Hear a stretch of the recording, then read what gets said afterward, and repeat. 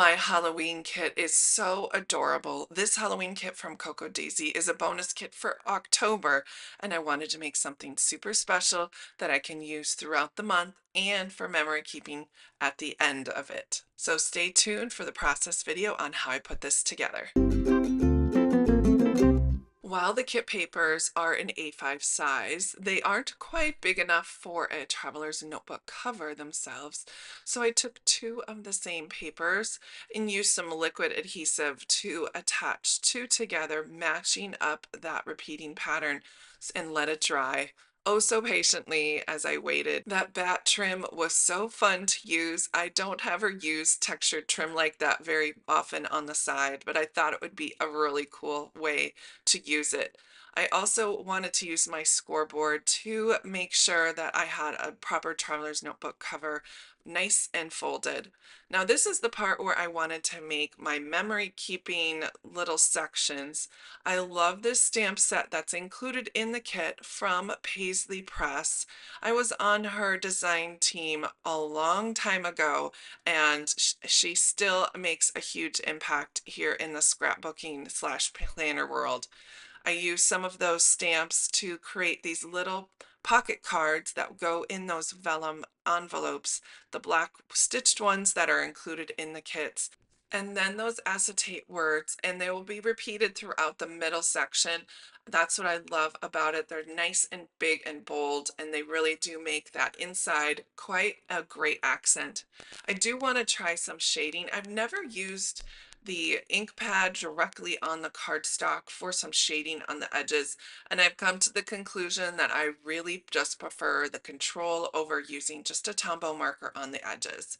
I did tend to rip almost every single one of my cardstock pieces for the memory keeping little tags that go into the envelopes.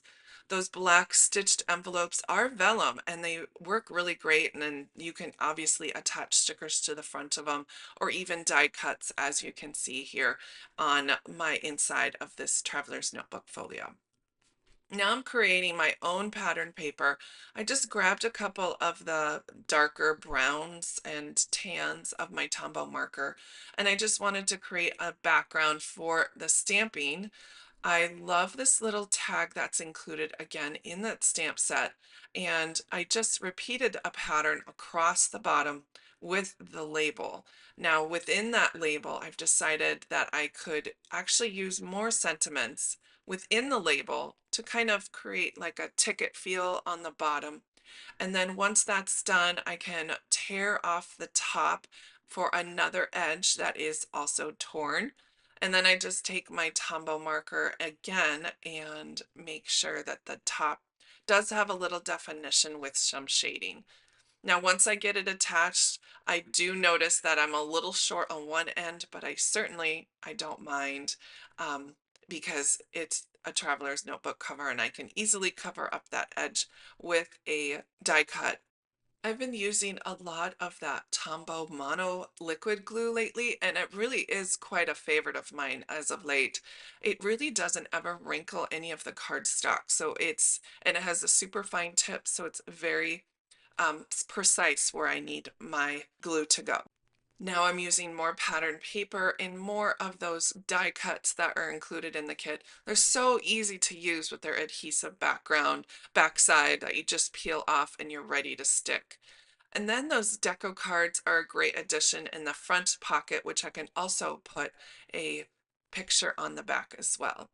Using this pattern paper, I decided to make a pocket on the inside, but I wanted to make sure the bottom was all the way secured, so I wrapped it around the back side and covered it up with the rest of the wraparound paper I made from the stamp with that label.